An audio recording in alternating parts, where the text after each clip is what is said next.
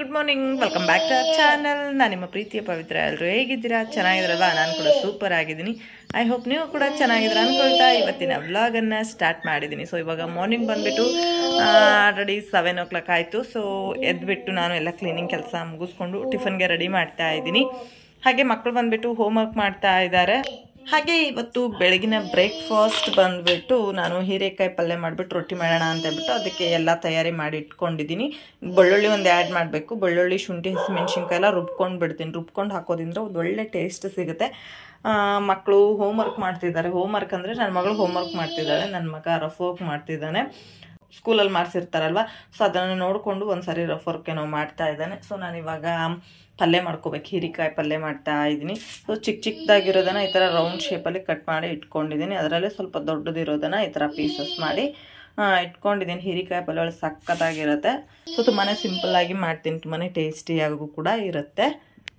ಮೊದಲಿಗೆ ನಾನಿಲ್ಲಿ ಒಂದು ಬಾಣಲಿ ಒಳಗೆ ಒಂದು 2-3 ಚಮಚದಷ್ಟು ಎಣ್ಣೆ ಹಾಕ್ಕೊಂಡಿದ್ದೆ. ಎಣ್ಣೆ ಸ್ವಲ್ಪ ಚೆನ್ನಾಗಿ ಕಾಯಬೇಕು. ಎಣ್ಣೆ ಚೆನ್ನಾಗಿ ಕಾದ್ಮೇಲೆ ಇದಕ್ಕೆ ಒಂದು ಸ್ವಲ್ಪ ಸಾಸಿವೆ ಮತ್ತು ಜೀರಿಗೆ ಹಾಕ್ಕೊಂಡ್ಬಿಡ್ತೇನೆ. ಸಾಸಿವೆ ಜೀರಿಗೆ ಚಿಟಪಟ ಆದಮೇಲೆ ಇದಕ್ಕೆ ಒಂದು ಸ್ವಲ್ಪ ಕರಿಬೇವು ಕೂಡ ಆ್ಯಡ್ ಮಾಡ್ಕೊಂಡು ನೆಕ್ಸ್ಟ್ ಇದಕ್ಕೆ ಈರುಳ್ಳಿ, ಟೊಮೊಟೊ ಹಣ್ಣು ನಾನಿಲ್ಲಿ 2 ಈರುಳ್ಳಿ, 2 ಮೀಡಿಯಮ್ ಸೈಜ್ದು ಟೊಮೊಟೊ ಹಣ್ಣು ತಗೊಂಡಿದ್ದೆ. ಅದನ್ನು ಕೂಡ ಹಾಕ್ಕೊಂಡು ಇದನ್ನು ಸ್ವಲ್ಪ ಮೆತ್ತಗಾಗೋ ತನಕ ಬೇಯಿಸ್ಕೊಂಡಿನಿ. ಆಮೇಲೆ ಇದಕ್ಕೆ ರುಬ್ಬಿರ್ತಕ್ಕಂಥ ಮಸಾಲೆನೂ ಕೂಡ ಹಾಕೊಂಬಿಡೋದು. ನಾನು ಮುಂಚೆನೇ ನಿಮಗೆ ತೋರಿಸಿದೆ. ಹಸಿಮೆಣ್ಸಿನ್ಕಾಯಿ, ಶುಂಠಿ, ಬೆಳ್ಳುಳ್ಳಿ ಅದರದ್ದು ಒಂದು ಪೇಸ್ಟ್ ರೆಡಿ ಮಾಡ್ಕೊತಾನೆ ಅಂಥೇಳಿ ಅದನ್ನು ಕೂಡ ನಾನು ಇದಕ್ಕನ್ನು ಹಾಕಿ ಚೆನ್ನಾಗಿ ನಂಗೆ ಒಂದು ಸಾರಿ ಮಿಕ್ಸ್ ಮಾಡ್ಕೊಂಡ್ಬಿಡ್ತೀನಿ. ಹಾಗೆ ಇದಕ್ಕೆ ಸ್ವಲ್ಪ ಮಿಕ್ಸಿ ಜಾರ್ನು ಕೂಡ ತೊಳೆದ್ಬಿಟ್ಟು ನೀರು ಹಾಕ್ಕೊಂಬಿಡ್ತೇನೆ ರೀ. ಈಗ ಹಸಿ ಘಾಟ್ ಹೋಗ್ಬೇಕು ಇದ್ರದ್ದು. ಹೆಂಗಂತಂದ್ರೆ ಅದು ಹಸಿಮೆಣ್ಸಿನ್ಕಾಯಿ, ಶುಂಠಿ, ಬೆಳ್ಳುಳ್ಳಿದೆಲ್ಲ ಹಸಿ ಘಾಟ್ ಇರ್ತೈತಲ್ಲ, ಅದು ಹೋಗೋ ತನಕ ಒಂದು 2-3 ನಿಮಿಷ ಚೆನ್ನಾಗಿ ಫ್ರೈ ಮಾಡಿ ಒಂದು ಒಳ್ಳೆ ಕುದಿ ಬರಬೇಕು. ಆಮೇಲೆ ಇದಕ್ಕೆ ಹೆಚ್ಚಿಟ್ಕೊಂಡಿರ್ತಕ್ಕಂಥ ಹೀರೆಕಾಯಿನೂ ಹಾಕ್ಕೊಂಬಿಡ್ತೇನೆ. ಹೀರೆಕಾಯಿ ಹಾಕಿ ಒಂದು ಸರಿ ಚೆನ್ನಾಗಿ ಮಿಕ್ಸ್ ಮಾಡ್ಕೊಂಬಿಡೋಣ. ಹೀರೆಕಾಯಿ ಒಳಗೆ ನೀರಿನ ಅಂಶ ಇರ್ತೈತೆ, ಹಾಗಾಗಿ ನಾವು ಇದಕ್ಕೆ ನೀರನ್ನ ನೋಡಿ ಆ್ಯಡ್ ಮಾಡ್ಕೋಬೇಕಂದ್ರೆ ಹೀರೆಕಾಯಿ ಬೇಯಿಸಿದಂಗೆ ನಮ್ಗೆ ನೀರು ಬಿಟ್ಕೊಂತ ಬರ್ತೈತಿ. ಹಾಗಾಗಿ ನೀರನ್ನ ಒಂದು ಸ್ವಲ್ಪ ನೋಡಿ ಹಾಕ್ಕೊಳ್ರಿ. ನೋಡಿಲಿ ನಾನು ಹೀರೆಕಾಯಿ ಸಹ ಮುಳುಗಿಲ್ಲ, ಅಷ್ಟು ನೀರು ಹಾಕ್ಕೊಂಡ್ರೆ ಇಷ್ಟು ಸಾಕಾಕೈತಿ.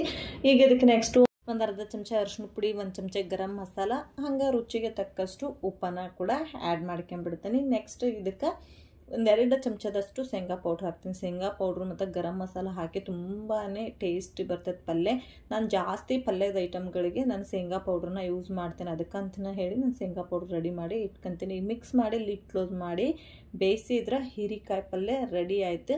ಹಂಗೆ ಅದನ್ನ ಒಂದು ಲಿಡ್ ಕ್ಲೋಸ್ ಮಾಡಿ ಒಂದು ಮೀಡಿಯಮ್ ಫ್ಲೇಮ್ ಒಳಗೆ ಇಟ್ಟು ಅದನ್ನು ಬೇಯಾಕ್ಬಿಡ್ತೀನಿ. ಹಂಗೆ ಈ ಕಡೆಗೆ ಗ್ಯಾಸ್ ಕಟ್ಟಿನೂ ಕೂಡ ನೀಟಾಗಿ ಒರೆಸ್ಕೊಂಡ್ಬಿಡ್ತೀನಿ. ಯಾಕಂತಂದ್ರೆ ನೈಟ್ ಎಲ್ಲ ಜಿರ್ಲಿ ಓಡಾಡಿರ್ತೈತಲ್ಲ, ನನಗದು ಸ್ಯಾಟಿಸ್ಫ್ಯಾಕ್ಷನ್ ಆಗಂಗಿಲ್ಲ. ಒಂದು ಸರಿ ಏನೋ ನಾನು ಅಡುಗೆ ಮಾಡಿದ್ರು ಕೂಡ ಒಂದು ಸರಿ ನೀಟಾಗೆಲ್ಲ ವಾಶ್ ಮಾಡ್ಕೊಂತಾರೆ. ಹಂಗೆ ಪಾತ್ರೆ, ಲೋಟ ಅದೇನೋ ನಾನು ಯೂಸ್ ಮಾಡ್ತೀನಿ ಅಂದ್ರೂ ಕೂಡ ಒಂದು ಸರಿ ತೊಳೆದು ಯೂಸ್ ಮಾಡೋದು ನನ್ನ ಅಭ್ಯಾಸ. ನಾನು ರೆಗ್ಯುಲರ್ ಆಗಿ ವಿಡಿಯೋ ನೋಡೋರಿಗೆ ಗೊತ್ತಿರುತ್ತೆ. ನಾನು ಯಾವುದೇ ಒಂದು ಪಾತ್ರೆ, ಲೋಟ ತೊಗೊಂಡ್ರೂ ಕೂಡ ಸಿಂಕ್ ಹತ್ರ ಹೋಗದೆ ನಾನು ಗ್ಯಾಸ್ ಹತ್ರ ತರೋದೇ ಇಲ್ಲ. ಯಾಕೆ ಅಂತಂದರೆ ಜಿರ್ಲೆ ಎಲ್ಲರ ಮನೇಲಿ ಇರೋದು ಸರ್ವೇ ಸಾಮಾನ್ಯ.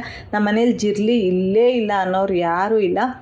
ಎಲ್ಲಾದರೂ 1-2 ಜಿರ್ಲೆಗಳಿದ್ದೇ ಇರುತ್ತೆ. ನಾವು ಎಷ್ಟೇ ಕ್ಲೀನ್ ಮಾಡ್ತೀವಿ ಅಂದ್ರೂ ಕೂಡ ಅಲ್ಲಿ ಇಲ್ಲಿ ಸಂಧಿ ಮೂಲೆಯಲ್ಲಿ ಜಿರ್ಲೆಗಳಿದ್ದೇ ಇರುತ್ತೆ. ನೈಟ್ ಟೈಮ್ ಆ ಓಡಾಟಗಳು ಜಾಸ್ತಿ ಇರುತ್ತೆ. ಹಾಗಾಗಿ ನಾನು ಅದನ್ನು ಒಂದು ಸರಿ ವಾಶ್ ಮಾಡಿ ಯೂಸ್ ಮಾಡ್ತೀನಿ. ಈಗ ರೊಟ್ಟಿ ಸುಡೋದಕ್ಕೂ ಮುಂಚೆನೂ ನಾನು ಗ್ಯಾಸ್ ಕಟ್ಟಿನೆಲ್ಲ ಒಂದು ಸರಿ ಒದ್ದೆ ಬಟ್ಟೆ ಮಾಡಿ ನೀಟಾಗಿ ಒರೆಸ್ಕೊಂಡು ಇವಾಗ ಜರಡಿ ಹಿಡ್ಕೊಂಡ್ಬಿಡ್ತೀನಿ.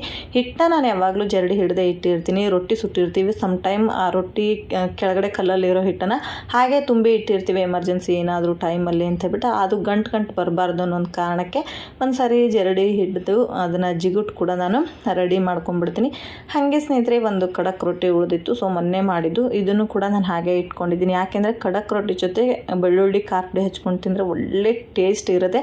ಅದನ್ನು ನಾವು ನಮ್ಮೂರ ಕಡೆ ಗಂಟ್ಲಾಗುತ್ತೆ ನೋಡಿರಿ, ಗಂಟ್ಲಲ್ಲಿ ಒಂದೊಂದು ಗಂಟಾಗಿರುತ್ತೆ ನೋಡಿ, ಅಂಥ ಮೊಮೆಂಟಲ್ಲಿ ನಮಗದು ಕೊಡ್ತಾಯಿದ್ರು. ಹಾಗೆ ನಾನು ಇವತ್ತು ನಿಮ್ಗೊಂದು ಟಿಪ್ಸ್ ಕೂಡ ಕೊಡ್ತೀನಿ. ನೋಡಿರಿ, ನಮ್ಮದು ರೊಟ್ಟಿ ಬುಟ್ಟಿಗಳಲ್ಲಿ ಒಂದು ಜಿರ್ಲೆನೂ ಇಲ್ಲ. ಸೊ ಈ ಥರ ಜಿರ್ಲೆ ರೊಟ್ಟಿ ಬುಟ್ಟಿ ಹತ್ಕೋಬಾರ್ದು ಅಂದರೆ ಏನು ಮಾಡಬೇಕು ಅಂತಂದರೆ, ಈಗ ನಾವು ನೀರು ತುಂಬಿಟ್ಟಿರ್ತೀವಲ್ಲ, ಪಾತ್ರೆಗಳಿರುತ್ತೆ, ಆ ಪಾತ್ರೆ ಮೇಲೆ ಬುಟ್ಟಿ ಇಡೋದ್ರಿಂದ ಅಲ್ಲಿ ಜಿರ್ಲೆಗಳು ಓಡಾಡೋದಿಲ್ಲ, ಜಿರ್ಲೆ ಹತ್ಕೊಳ್ಳೋದಿಲ್ಲ.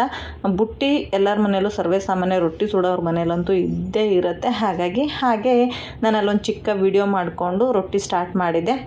ನನ್ನ ಮಗನೂ ಕೂಡ ರೊಟ್ಟಿ ತಿಂತಾ ಇದ್ದಾನೆ, ಬಿಸಿದು. ಯಾಕಪ್ಪ ಈ ಅವತಾರದಲ್ಲಿ ಕೂತ್ಕೊಂಡು ತಿಂತಾ ಇದ್ದಾನೆ ಅಂದರೆ, ನಿನ್ನೆ ಆಟ ಆಡ್ತಾ ಬಿದ್ದು ಕಾಲು ಉಳ್ಕಿಸ್ಕೊಂಬಂದಿದ್ದಾನೆ. ಹಾಗೆ ಅವರ ಆಟಗಳನ್ನು ಕೂಡ ನೋಡಿಬಿಡಿ.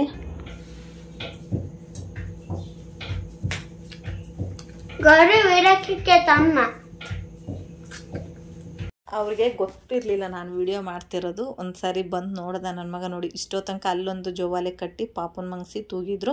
ಇವಾಗ ನನ್ನ ಮಗಳು ಸೀರೆ ಉಟ್ಕೊಂಡು ಗೊಂಬೆ ಎತ್ಕೊಂಡು ಮನೆ ತುಂಬ್ತಾ ಇಲ್ಲ ಓಡಾಡ್ತಾಳೆ. ಅಂದರೆ 10 ಗಂಟೆಗೆ ಹೋಗೋ ಅಷ್ಟರಲ್ಲಿ ಅದೆಷ್ಟು ಸಾಧ್ಯನೋ ಅಷ್ಟಂತೂ ಮನೆ ಗಲೀಜು ಮಾಡಿ ಹೋಗಿರ್ತಾರೆ. ಸಮ್ ಟೈಮ್ ಬೈತೀನಿ, ಯಾಕೆಂದರೆ ಕೆಲಸಗಳು ತುಂಬ ಇದ್ದಾಗ ಬೈತೀನಿ. ನೀವು ಈ ಥರ ಮಾಡಿದರೆ ನಾನು ಹೇಗೆ ಮಾಡಲಿ ಅಂತ ಹೇಳ್ಬಿಟ್ಟು ಬೈತಿರ್ತೀನಿ.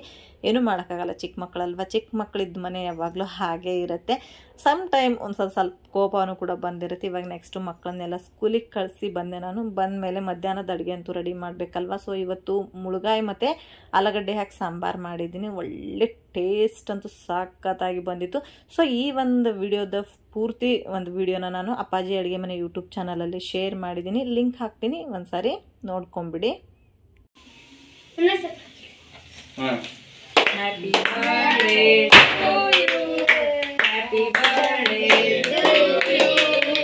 Happy birthday to you. ಯಾಕೋ ಬಗ್ಬೇಡ, ತಲೆ ಮೇಲೆಲ್ಲ ಐತೆ,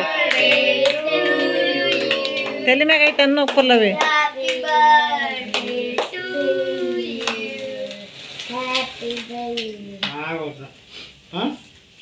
ಹಾಯ್ ಸ್ನೇಹಿತರೆ, ಮಕ್ಕಳನ್ನ ಸ್ಕೂಲಿಂದ ಪಿಕಪ್ ಮಾಡಿಕೊಂಡು ಡೈರೆಕ್ಟ್ ಅಕ್ಕ ಮನೆಗೇ ಬಂದಿದೆ. ಯಾಕೆಂದರೆ ಇವತ್ತು ನಮ್ಮ ಅಕ್ಕನ ಬರ್ತ್ಡೇ ಇದೆ. ಸೊ ಹಾಗಾಗಿ ಅಕ್ಕ ಮನೆಗೇ ಬಂದಿದೆ ಡೈರೆಕ್ಟಾಗಿ. ಹೋಗೋಣ ಮನೆಗೆ ಅಂತ ಅಂದ್ಕೊಂಡೆ, ಬಟ್ ಮಕ್ಕಳು ಒಪ್ಪಲಿಲ್ಲ. ಇಲ್ಲ, ಬರ್ತ್ಡೇ ಎಲ್ಲ ಮುಗಿಸ್ಕೊಂಡೆ ಹೋಗೋಣ ಅಂತ ಹೇಳ್ಬಿಟ್ಟು ಹೇಳ್ತಾಯಿದ್ರು.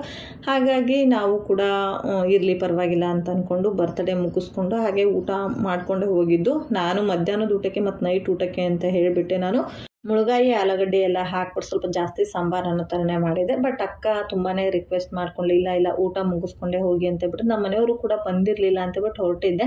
ಬಟ್ ಮಾವ ಹೋಗ್ಬಿಟ್ಟು ಕರ್ಕೊಂಬಂದರು. ನಾನು ಫೋನ್ ಮಾಡಿ ಕರೆದ್ರೆ ಇಲ್ಲ ನೀವೇ ಬರ್ತ್ಡೇ ಮುಗಿಸ್ಕೊಂಡು ಬನ್ನಿ ಅಂತ ಹೇಳಿದ್ರು. ಮತ್ತು ನಮ್ಮ ಮಾವ ಹೋಗ್ಬಿಟ್ಟಿಲ್ಲ, ಇಲ್ಲೇ ಊಟ ಮಾಡ್ಕೊಂಡು ಹೋಗಂತ್ರಿ ಅಂಥೇಳಿ ಕರ್ಕೊಂಡು ಬಂದರು. ಹಾಗೆ ಸ್ನೇಹಿತರೆ, ಈ ವರ್ಷ ನಮ್ಮ ಅಕ್ಕನ ಬರ್ತ್ಡೇ ತುಂಬಾ ಸ್ಪೆಷಲ್ ಅಂತಲೇ ಹೇಳ್ಬೋದು. ಯಾಕೆ ಅಂತಂದರೆ ಪ್ರತಿ ವರ್ಷ ಮನೆಯಲ್ಲಂತೂ ಕೇಕ್ ಕಟ್ ಮಾಡಲ್ಲ. ಸೊ ಹೊರಗಡೆ ಮೋರಿಗೆ ಕೆಲ್ಸಕ್ಕೆ ಹೋಗ್ತಿದ್ಲು ಅಂತೇಳ್ಬಿಟ್ಟು ಅಲ್ಲಿ ಕೇಕ್ ಕಟ್ ಮಾಡಿಸ್ತಾಯಿದ್ರು. ಬಟ್ ಈ ವರ್ಷ ಮನೆಯಲ್ಲಿ ತುಂಬಾ ಸಸ್ಪೆನ್ಸ್ ಆಗಿ ನಮ್ಮ ಅಕ್ಕನ ಮಗ ಮತ್ತು ನಮ್ಮ ಅಕ್ಕನ ಮಗಳೆಲ್ಲ ಪ್ಲ್ಯಾನ್ ಮಾಡಿ ಬರ್ತ್ಡೇ ಸೆಲೆಬ್ರೇಷನ್ ಮಾಡ್ತಾ ಇದ್ದಾರೆ. ಹಾಗೆ ಸರ್ಪ್ರೈಸ್ ಗಿಫ್ಟ್ ಕೂಡ ಕೊಟ್ಟಿದ್ದಾರೆ. ಈ ಗಿಫ್ಟ್ ಮಾತ್ರ ಅವಳು ಲೈಫ್ ಲಾಂಗ್ ನೆನಪಲ್ಲಿರುತ್ತೆ. ಸೊ ಅಂಥ ಗಿಫ್ಟನ್ನು ಕೊಟ್ಟಿದ್ದಾರೆ. ಯಾವ ಗಿಫ್ಟು ಅಂತ ಹೇಳ್ಬಿಟ್ಟು ನಾನು ನಿಮಗೆ ತೋರಿಸ್ತೀನಿ. ಸೊ ಅವಳಿಗೆ ತುಂಬಾ ಇಷ್ಟವಾಗಿರೋ ಗಿಫ್ಟ್ ಇದೆಲ್ಲ ನಮ್ಮ ಅಕ್ಕನ ಮಕ್ಕಳು ಸರ್ಪ್ರೈಸ್ ಆಗಿ ಪ್ಲ್ಯಾನ್ ಮಾಡಿದರು.